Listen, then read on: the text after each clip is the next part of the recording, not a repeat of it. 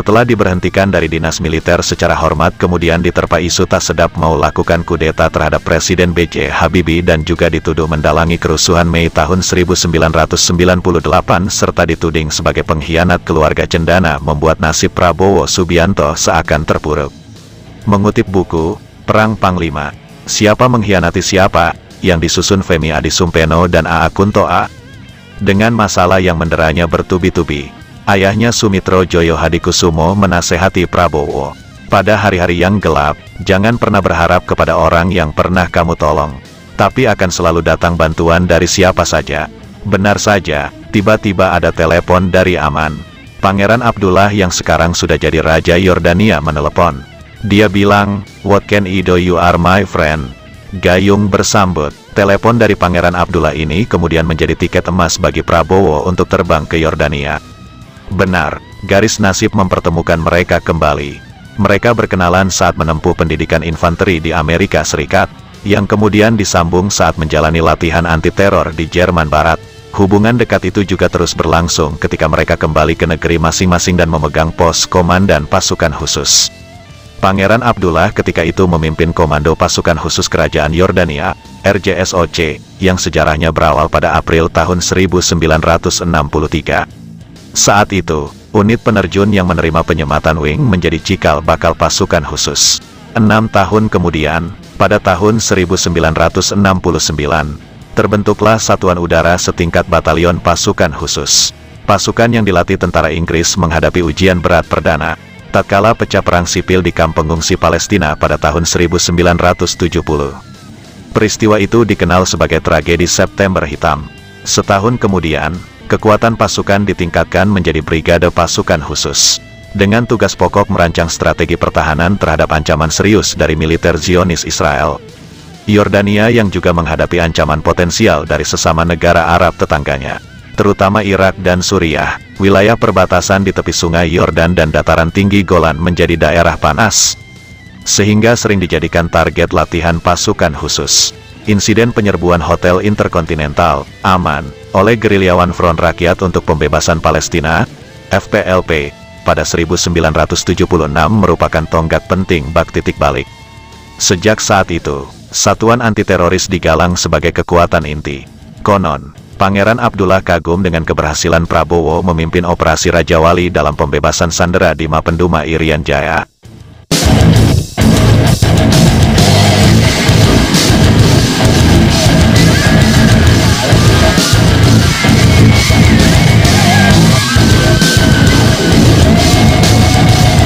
Pada bulan Mei tahun 1996, prajurit yang dipimpin Prabowo memang berhasil membebaskan 9 sandera yang disekap gerombolan Kelly Kwalik selama hampir 4 bulan. Sukses itu mengundang banyak pujian, termasuk dari pasukan elit Israel, Inggris, dan juga Yordania. 20 tahun kemudian, RJSOC berfungsi sebagai komando payung bagi Brigade Pasukan Khusus dan Pengawal Kerajaan. Abdullah yang berpangkat Mayor Jenderal, diangkat sebagai komandannya sejak 1996. Secara struktural, komando itu mirip dengan pasukan khusus Amerika Serikat dan Inggris. Pengembangan unit operasinya, diakui Abdullah, terinspirasi oleh Kopassus ala Indonesia, tempat Prabowo pernah menjadi komandan jenderalnya. Pasukan khusus Yordania bertugas sebagai kekuatan strategis sepanjang pengerahan militer penuh. Misinya menghadang serangan yang tak konvensional dan bersifat dadakan.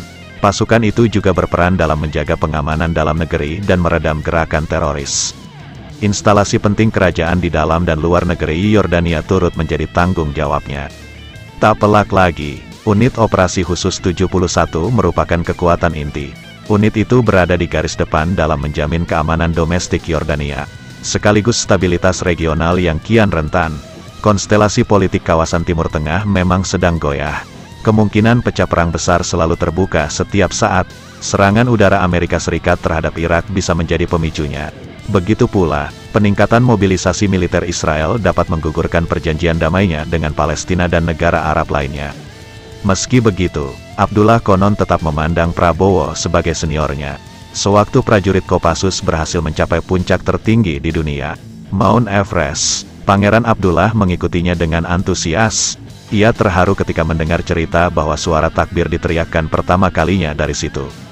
Kedatangan Prabowo ke Yordania, negeri antik yang berjulukan Philadelphia Abadi, dan menjadi lanskap film Indiana Jones. Rupanya berlangsung tanpa pengawalan ketat atau protokoler. Layaknya Prabowo yang lebih senang bergaya informal, Pangeran Abdullah juga biasa menyetir mobilnya sendiri. Pada hari dan jam yang ditentukan sekitar pukul 1 siang, Prabowo berkunjung ke markas tentara pimpinan Pangeran Abdullah. Namun Prabowo mendapat hadiah kecil dari Abdullah. Untuk menyambut kehadirannya telah disiapkan upacara penyambutan tamu secara militer. Padahal Prabowo datang mengenakan busana kasual. Oleh anak buah Pangeran Abdullah, Prabowo dipaksa menginspeksi pasukan. Di ujung barisan, Pangeran Abdullah tampak tersenyum-senyum dan memeluk Bowo. "Di sini, Anda tetap jenderal," bisik Abdullah.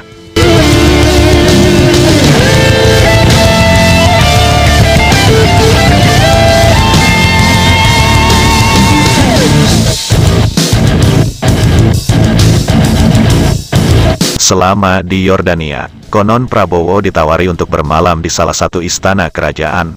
Tetapi Prabowo menolak. Ia lebih memilih tinggal di apartemen yang berdinding batu gurun warna abu-abu ketimbang berada di istana Pangeran Abdullah. Saat berangkat ke Yordania, Prabowo bahkan sempat dikabarkan mengusung 4 stafnya. Istrinya, Siti Hediati Haryadi atau Titik, tidak ikut besertanya. Ia memilih tinggal di Amerika Serikat untuk menemani putranya yang belajar di sana. Ia pun jatuh cinta pada Yordania tanpa sengaja. "Saat saya disingkirkan oleh ABRI, oleh elit politik di Indonesia, negeri ini menerima saya dengan baik," kata Prabowo. Sementara Prabowo berada di Jazirah Arab ini, ada sejumlah tudingan yang dialamatkan padanya dari tanah air. Misalnya, Prabowo diisukan melatih pasukan khusus di Yordania.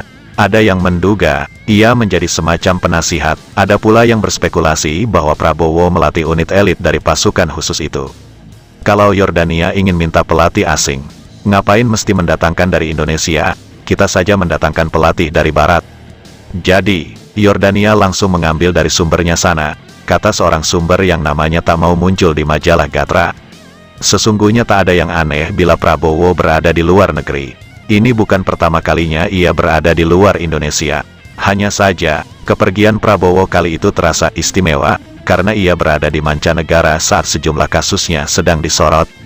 Tunjuk saja kerusuhan Mei tengah diselidiki, dan perkara penculikan juga tengah bergulir di pengadilan.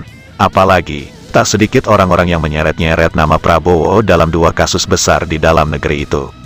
Ada pula yang mengabarkan bahwa Prabowo lewat PT Tirtamas yang dimiliki Hashim Joyo Hadikusumo lebih tertarik dengan kegiatan ekspor karet, kopi, dan rempah-rempah. Misalnya, merupakan komoditas yang amat dicari di sana.